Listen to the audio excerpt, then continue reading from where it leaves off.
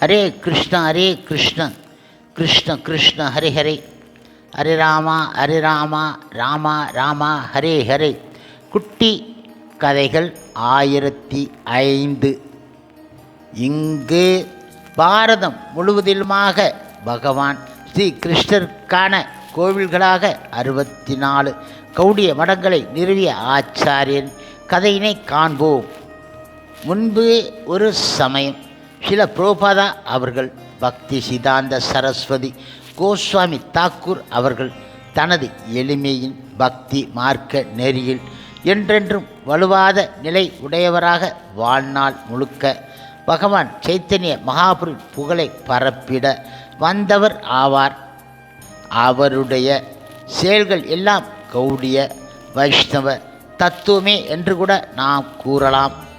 இந்தியாவின் முகம் போன்று இருக்கும் கல்கத்தா, மாயாப்பூர் தொடங்கி குமரிக்கடல் வரை சென்று 64 கௌடிய மடங்களை நிறுவி மட்டில்லா புகழ் பெற்றவர் ஆவார்.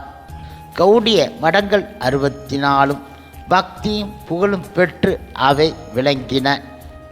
20ஆம் நூற்றாண்டின் ஆரம்ப கட்டத்தில் 1913 முதல் 1935 வரை முழுமுதற் கடவுள் மற்றும் பரமபுருஷ பகவான் ஸ்ரீ கிருஷ்ணன் தூய பக்தரான பக்தி சிதாந்தா சரஸ்வதி தாக்கூர் தனது அயராத உழைப்பாலும் பகவான் சைத்தன்ய மகாபுரு இடம் கொண்ட மாறாத பிரேம பக்தியாலும் இந்தியா முழுமைக்கும் புனித யாத்திரை மேற்கொண்டு பகவான் கிருஷ்ணரின் புனித லீலா வைபவங்களை எடுத்து உரைத்து ஆயிரக்கணக்கான மக்களை சைத்தன்ய மகாபுரின் புனித வழியில் கொண்டு வந்து சேர்த்தார் அவர்.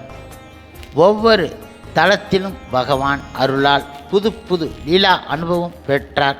பல்வேறு தடைகள், எதிர்ப்புகள், ஆர்ப்பரிப்பு, குமுறுதல் இவற்றையெல்லாம் தனது ஆற்று ஒழுக்கு போன்ற பேச்சால் வென்றுவிட்டார். அவர் திருக்கமல திருப்பாதங்கள் பட்ட இடமெல்லாம் திருக்கோவில்கள் மாறிவிட்டன. ஒவ்வொன்றும் தனித்தன்மையுடன் பிரேமபாவ நிலையில் தன்னிகரற்று இன்றும் ஒளி வீசி விளங்கி கொண்டு இருக்கின்றன.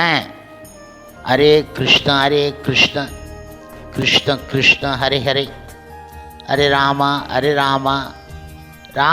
ராமா ஹரே ஹரே.